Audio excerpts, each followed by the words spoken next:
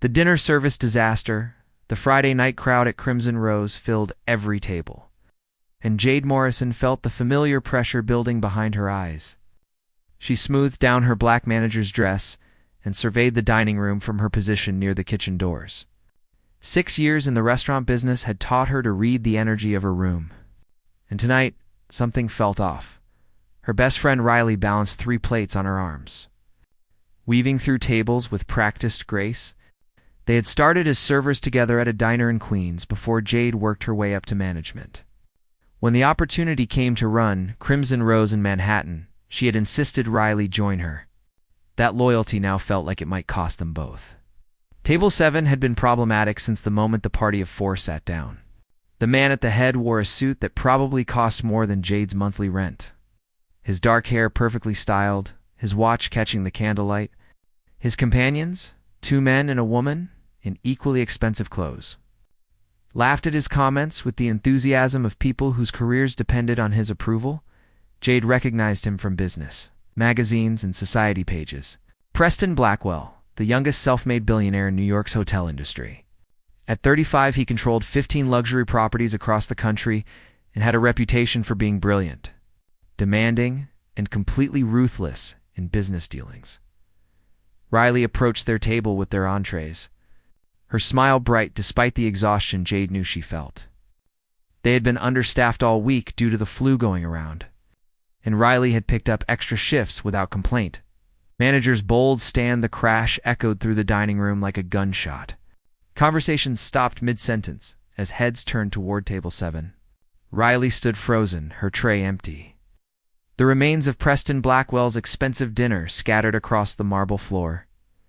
Jade was already moving before her brain fully registered the scene. Through the stunned silence, she heard Preston's voice, cold and cutting. "Are you actually this incompetent? Or is this restaurant's hiring policy just spectacularly poor?" Riley's face had gone pale, her hands trembling. "Sir, I'm so sorry. Someone bumped my elbow when I was setting down your plate. Let me get you another." "Someone bumped your elbow," Preston repeated, his tone dripping with sarcasm. "How convenient. Tell me, do you use that excuse often, or did you just invent it?" His companions shifted uncomfortably. The woman touched his arm. "Preston, it was an accident." He pulled away from her touch, his attention fixed on Riley with an intensity that made Jade's protective instincts flare. She had seen men like him before, so accustomed to power that they forgot other people had feelings. "In my hotels," Preston continued, his voice carrying across the silent restaurant, "we fire servers for incompetence like this. Perhaps your manager needs to reconsider her staffing choices." That was when Jade reached the table. She positioned herself slightly in front of Riley, her spine straight, her voice calm but firm. "Mr. Blackwell, I'm Jade Morrison, the general manager. I apologize for the accident. We'll have a fresh meal prepared immediately, compliments of the house." He turned his dark eyes on her, and she felt the full force of his attention. Up close, he was even more striking than his photos suggested. Sharp jawline, intense gaze, the kind of face that probably got him whatever he wanted. "Compliments of the house doesn't fix incompetent service," he said coolly. Something in his dismissive tone sparked anger in Jade's chest. She had dealt with difficult customers before, but there was something about his casual cruelty toward Riley that pushed her past her usual professional patience. "Riley is one of our best servers," Jade said, her voice steady despite the adrenaline coursing through her. "She's worked double shifts this week, covering for sick colleagues. The accident happened because your colleague," she nodded to one of the men at the table, backed his chair into her as she was serving. "Perhaps before you insult hard-working people, you should pay attention to what actually happened." The unexpected reaction, the silence that followed, was absolute. Preston's companions looked shocked. Several nearby diners had their phones out, clearly recording. Riley made a small sound of distress behind Jade. Preston stood slowly, his height suddenly intimidating as he towered over her. Most people in the restaurant seemed to lean away from the confrontation. Jade held her ground, though her heart hammered against her ribs. "You're lecturing me on paying attention?" His voice was dangerously soft. "I'm stating facts," Jade replied, forcing herself to maintain eye contact. Riley deserves an apology, not insults. For a long moment, Preston simply stared at her. Then, to everyone's surprise, the corner of his mouth twitched upward in something that might have been amusement. "What's your name again?" he asked. "Jade Morrison." "Ms. Morrison, when was the last time someone spoke to you the way you just spoke to me?" The question caught her off guard. "That's not relevant." "It's completely relevant," he countered. "I'm curious if you treat all your customers with such bold disrespect or if I'm special." "I treat customers with the respect they show my staff," Jade said firmly. "You want excellent service? Start by treating servers like human beings instead of servants you can abuse." One of Preston's companions inhaled sharply. The woman whispered urgently, "Preston, people are recording this." He ignored her, his attention entirely focused on Jade. Something flickered in his expression that she couldn't quite read. Interest calculation? "Everyone out," he said suddenly. His companions blinked. "What?" "Leave, all of you. I need to speak with Ms. Morrison privately." They hesitated only a moment before gathering their belongings and hurrying toward the exit. The woman shot Jade a look that might have been sympathy or warning. Consequences and choices once his party had left. Preston sat back down and gestured to the empty chair across from him. "Sit." "I'm working," Jade replied. "I'm asking you to sit." "Please." The addition of please surprised her enough that she pulled out the chair and sat. Though every instinct screamed this was a mistake, Riley had disappeared into the kitchen. Was probably terrified she was about to be fired. Preston leaned back, studying her with an intensity that made her uncomfortable. "How long have you been managing this restaurant?" 2 years. And before that, I worked my way up through the industry. Started as a host, became a server, then assistant manager. This is my first general manager position." He nodded slowly. "Your loyalty to your staff is admirable, if professionally questionable. There's nothing questionable about standing up for people who work hard, even when it costs you." He asked, "Because I assume you realize I could destroy your career with a few phone calls. This restaurant's owner would fire you in a heartbeat if I demanded it." Fear coiled in Jade's stomach, but she refused to show it. "Then I guess you'll do what you feel you need to do." To her complete shock, Preston smiled. A real smile that transformed his entire face, making him look younger and almost approachable. "Do you have any idea how rare you are?" he asked. "Excuse me?" "Most people in this city would grovel and apologize, even knowing they were right, just to avoid offending someone with money and influence." He leaned forward, his eyes locked on hers. "You didn't hesitate. You saw injustice and confronted it. Consequences be damned." Jade didn't know how to respond to that. The shift in his demeanor left her off balance. "I'm going to make you an offer," Preston continued. "And I want you to think carefully before refusing." "What kind of offer?" "I'm opening a flagship restaurant in my newest hotel in 3 months. I need someone to manage it, someone with your instincts and backbone. The position comes with triple your current salary, full benefits, and significant creative control over operations." Her mind reeled. "You're offering me a job? After I just confronted you?" "Because you confronted me," he corrected. "I don't need people who tell me what I want to hear. I need people who tell me the truth, even when it's uncomfortable." It sounded too good to be true, which meant it probably was. "What's the catch?" His smile widened. "Smart question. The catch is that you'll work directly for me, report to me personally, which means dealing with my demanding nature on a regular basis, and if I refuse, then you stay here, and I make sure nobody bothers you or your staff. No retaliation, no consequences. This offer is genuine, Jade, not a threat disguised as opportunity." She studied his face, looking for signs of deception. Instead, she saw genuine interest, along with something else she couldn't quite name. Challenge. Curiosity. "I need time to think about it," she said, finally. Preston pulled a business card from his wallet and slid it across the table. "Call me within 48 hours. If I don't hear from you, I'll assume the answer is no, and I'll respect that decision." He stood, dropping several $100 bills on the table. For the meal and the trouble, and Jade, He paused at her name, his voice softening slightly. Your friend Riley is lucky to have someone willing to fight for her. Don't lose that quality, even if you join my world where such loyalty is rare. With that, he walked out, leaving Jade sitting alone at the table, his business card burning in her hand like a promise or a threat. She wasn't sure which. Riley appeared from the kitchen, her eyes wide. Oh my God, Jade, what just happened? Are we fired? Are you okay? Jade looked at the card, then at her best friend's worried face. I have no idea what just happened. The decision that changed everything. Jade spent 2 sleepless nights staring at Preston Blackwell's business card. She had researched his hotels online, read reviews, studied his business philosophy. Everything pointed to someone who demanded perfection and rewarded excellence. But the memory of his cold treatment of Riley kept nagging at her. You'd be insane not to take this, Riley said over coffee on Sunday morning. They sat in Jade's small apartment in Brooklyn, sunlight streaming through the windows. Triple your salary? Creative control? This is your dream opportunity.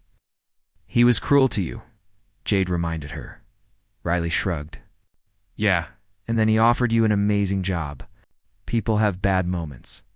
Maybe he was having a terrible day. It doesn't excuse treating service workers like garbage. No, but you called him out and he listened. He changed his behavior immediately. That counts for something, right? Jade sipped her coffee, considering. Riley had a point. Preston could have doubled down on his arrogance, could have gotten them both fired. Instead, he had recognized something in Jade's confrontation that impressed him. Her phone buzzed. An unknown number, but she answered anyway. Jade Morrison. The voice was smooth, professional, female. Speaking. This is Claire Donovan, executive assistant to Preston Blackwell. Mr. Blackwell?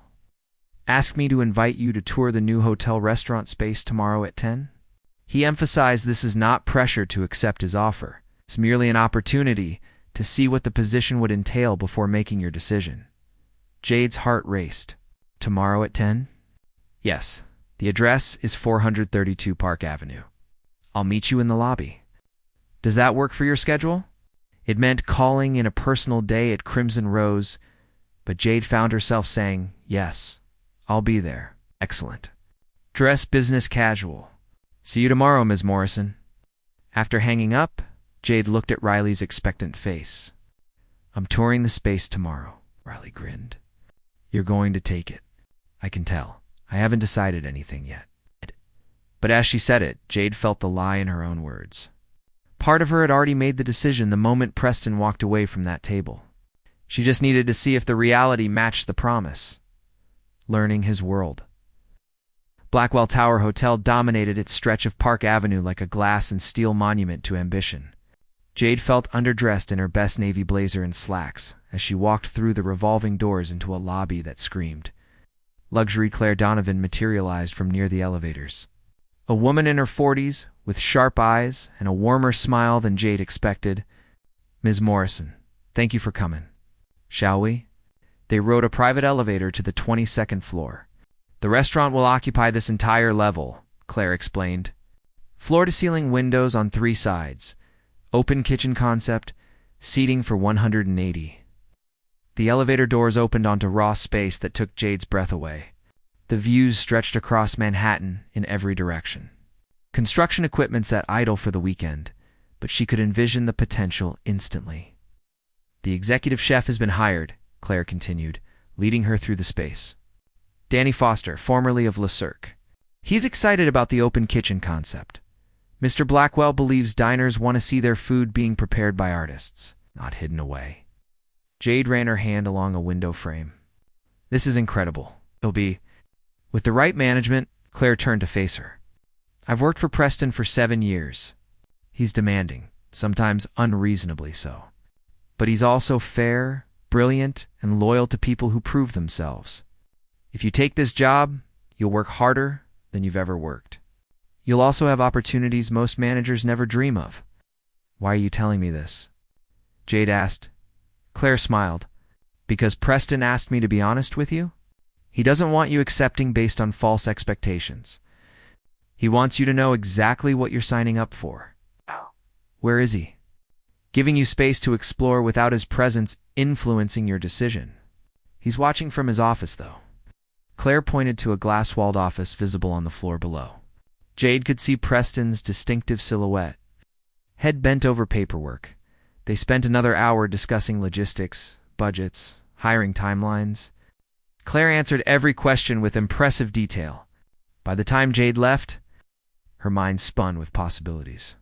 Crossed boundaries, 3 days after accepting the position.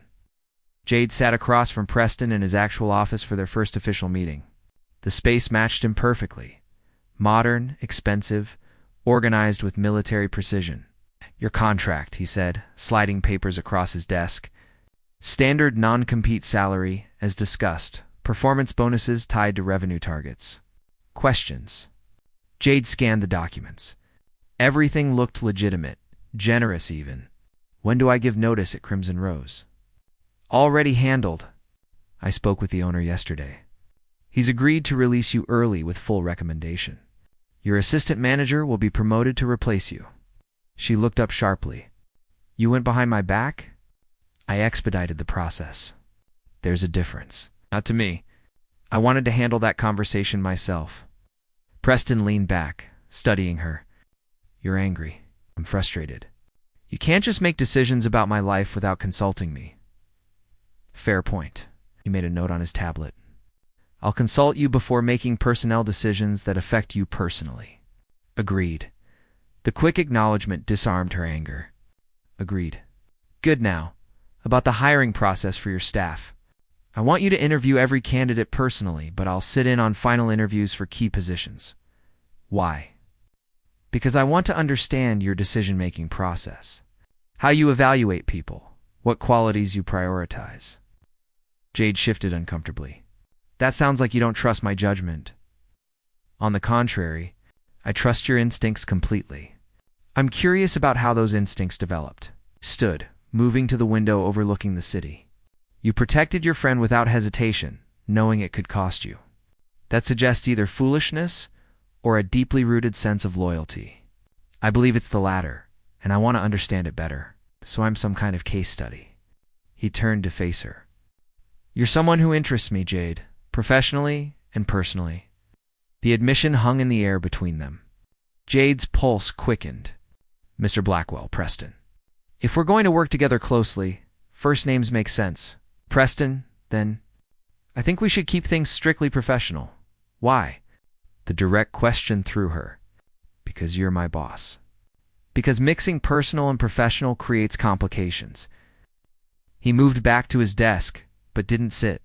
Instead, he leaned against it, close enough that she caught the scent of his cologne. I'm attracted to you. I'm also smart enough to know that puts you in an uncomfortable position. Jade's breath caught. She hadn't expected such blunt honesty. So here's what I propose, Preston continued. We work together. I teach you everything I know about running a high-end operation. You bring your instincts and integrity to make this restaurant exceptional. We maintain professional boundaries. And in 3 months, when the restaurant opens successfully, we revisit this conversation as equals. No power imbalance, no pressure. You're willing to wait 3 months? His smile was slow, confident.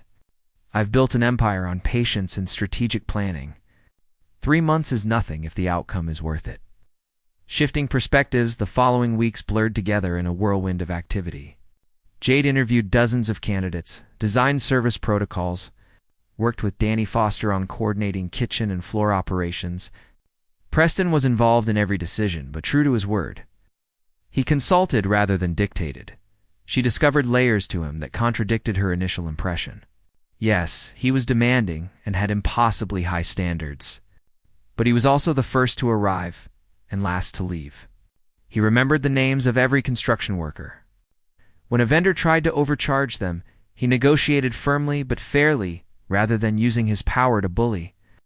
You're seeing his better side, Claire warned one afternoon when they were reviewing vendor contracts. Don't let it blind you to the ruthless side. It's still there. I haven't forgotten how we met, Jade assured her. Good, because Preston in business mode can be very different from Preston trying to impress someone he cares about. Jade looked up sharply. He doesn't care about me. We barely know each other. Claire's knowing smile said she didn't believe that for a second. That evening, Jade stayed late reviewing final menu proofs. She didn't hear Preston enter until he spoke from the doorway. Should go home. It's almost midnight, she jumped, pressing a hand to her racing heart. You scared me. Sorry. He moved into the office, setting a takeout bag on her desk. I figured you hadn't eaten. The gesture touched her more than it should. Thank you. Pulled up a chair, watching as she opened the container. Thai food from her favorite place in Brooklyn. The one she had mentioned in passing weeks. Go, you remembered, she said softly. I remember everything you tell me. His voice held an intimacy that made her shiver. They ate in comfortable silence for a while. Then Preston asked, Tell me about your family. It's not much to tell. My mom raised me alone after my dad left when I was 5. She worked 3 jobs to keep us afloat. Died of a heart attack when I was 22, right before I graduated college. I'm sorry. She taught me about hard work and standing up for people who can't stand up for themselves. Everything I am comes from her. Preston was quiet for a moment. My father built the first Blackwell Hotel when I was 10. He died in a car accident when I was 15. Left me nothing but debt and a failing business.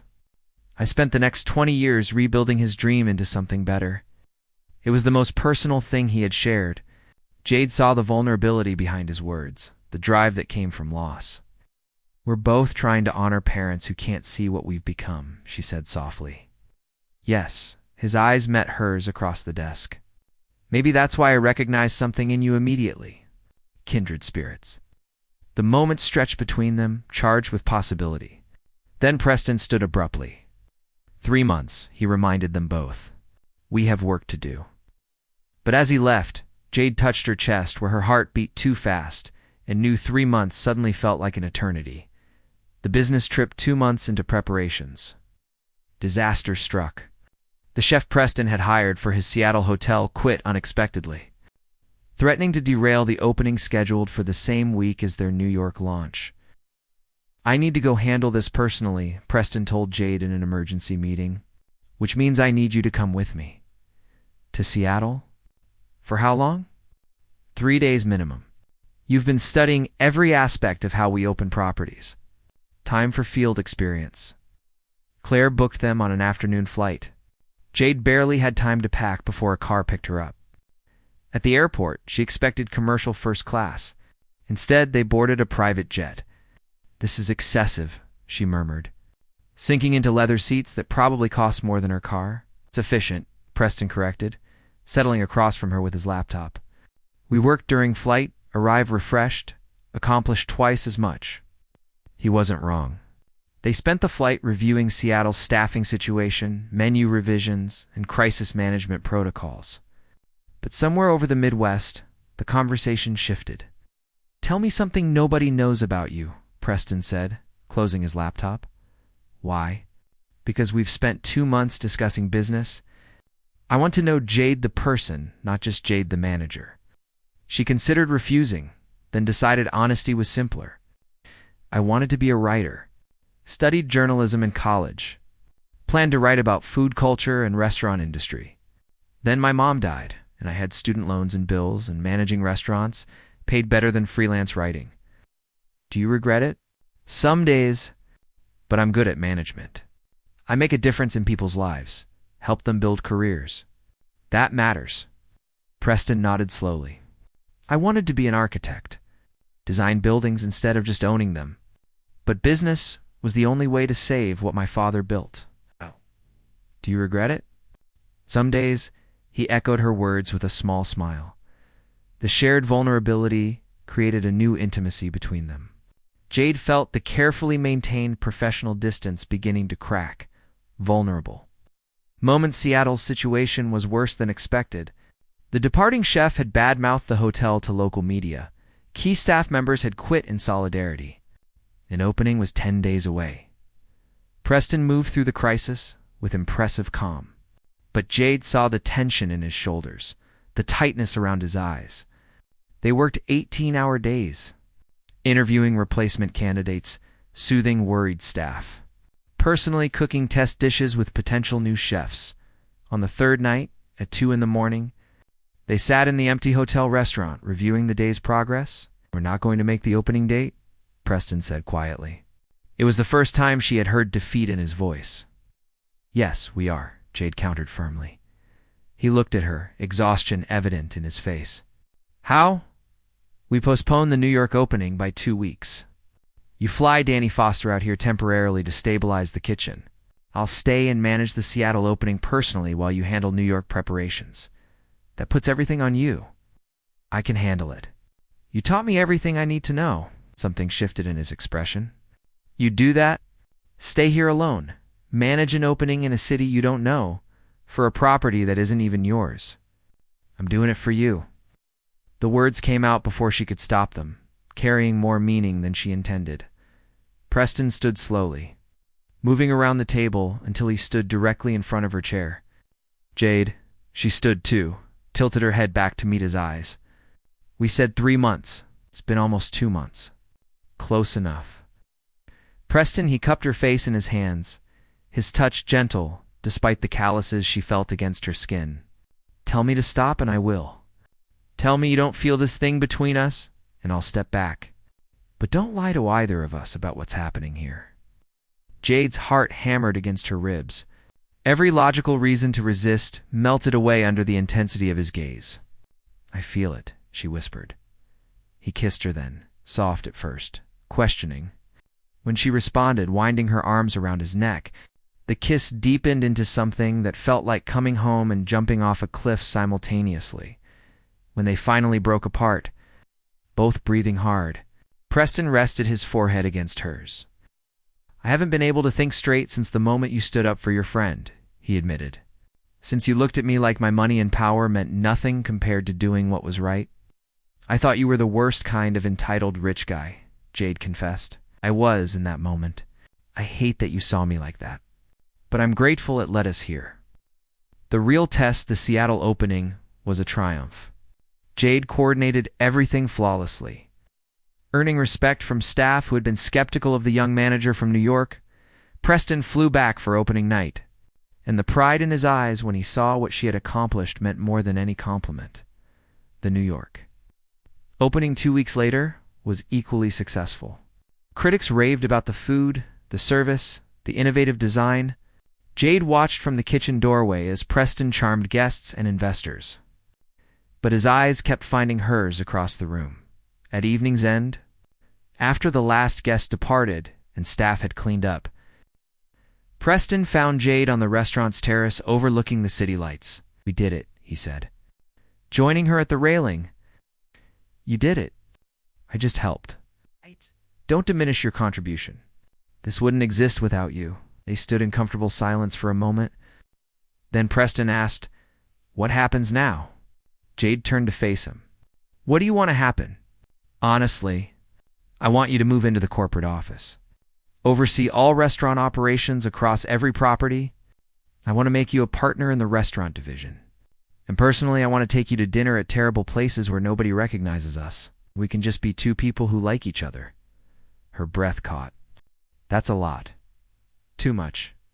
She thought about the woman she had been 3 months ago, fighting to protect her friend without thought for consequences. That same instinct told her to trust this. Trust him. Trust what they had built together. "The partnership needs to be formalized legally. I won't be successful because you're sleeping with me. I need to earn it on merit." Preston smiled. "Already done. Claire has the contracts ready. Pending your acceptance, obviously, and personally." He stepped closer, his hands finding her waist. "Personally, I'm hoping you'll give us a real chance. No more professional boundaries. No more waiting. Just us figuring out if this thing between us is as real as it feels." Jade rose on her toes, kissing him softly. "There's this terrible pizza place in Brooklyn. Best, worst slices you'll ever have." Sounds perfect. New beginnings. 6 months later, Jade stood in the same spot on the terrace, watching the sunset paint Manhattan gold and orange. The restaurant behind her bustled with the dinner crowd. She had just finished reviewing quarterly numbers across all properties. The restaurant division was exceeding projections by 30%. Preston joined her, wrapping his arms around her waist from behind. How was your day? Good, Riley called. She got the assistant manager position at the Chicago property. You recommended her. She earned it. Jade leaned back against his chest. Do you ever think about that night at Crimson Rose? How differently things could have gone. Every day. If you hadn't stood up for her, if you hadn't called me out on my behavior, I would have missed out on the best thing that ever happened to me. She turned in his arms. The restaurant division? He laughed. You, always you. I love you too, she said softly. It wasn't the first time they had said it, but every time felt significant. They had built something real from an impossible beginning, proving that sometimes the worst first impressions led to the best outcomes. Come on, Preston said, taking her hand. We have reservations at that terrible pizza place. You love that place now. I love anywhere I get to be with you. As they left the terrace hand in hand, Jade thought about the journey that had brought them here. The confrontation that could have ended her career instead opened doors she never imagined. The man she thought was her enemy became her partner in every sense.